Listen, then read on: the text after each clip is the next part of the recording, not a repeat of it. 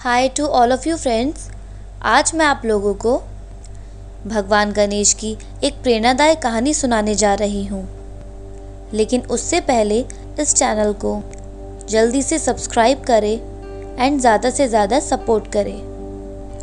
तो चलिए कहानी शुरू करते हैं।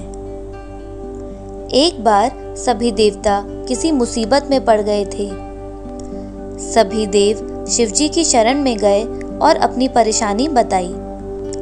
उस समय भगवान शिवजी के साथ गणेश और कार्तिकेय भी वहीं बैठे हुए थे।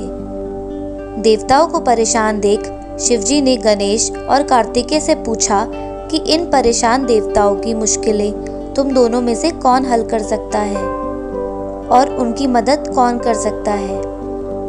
जब दोनों भाई मदद करने के लिए तैयार हुए तो शिवजी ने उनके सामने एक प्रतियोगिता रख दी। इस प्रतियोगिता के मुताबिक दोनों भाइयों में से जो भी सबसे पहले पृथ्वी की परिक्रमा करके लौटेगा वही देवताओं की मुश्किलों में मदद कर पाएगा। अपने पिता शिवजी की बातें सुनकर कार्तिकेय अपनी सवारी मोर पर बैठकर पृथ्वी की परिक्रमा करने निकल पड़े। लेकिन गणेश वहीं अपनी जगह पर खड़े रहे और सोचने लगे कि वह मूषक की मदद से पूरे पृथ्वी की परिक्रमा कैसे लगा पाएंगे। इसमें तो बरसों बीत जाएंगे। उसी वक्त उनके मन में एक उपाय सूझा।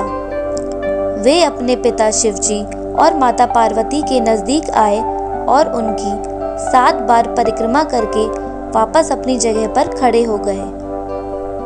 कुछ समय बाद जब कार्तिकेय पृथ्वी की परिक्रमा पूरी करके लौटे तो स्वयं को विजेता कहने लगे। तभी शिवजी ने गणेश जी की ओर देखा और उनसे पूछा कि क्यों गणेश, तुम क्यों पृथ्वी की परिक्रमा करने नहीं गए। इस पर गणेश जी ने तपाक से कहा कि माता पिता में ही तो पूरा संसार है, चाहे मैं पृथ्वी की परिक्रमा करूं या अपने माता पिता की, एक ही तो बात है।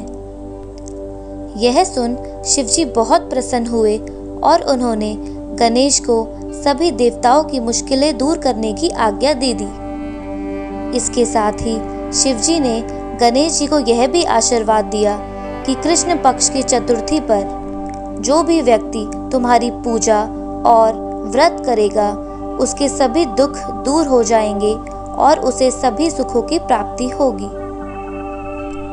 तो इसी के साथ मैं वर्षा आपसे अलविदा लेती हूँ। कहानी पसंद आई हो तो प्लीज़ लाइक करिए। Thank you.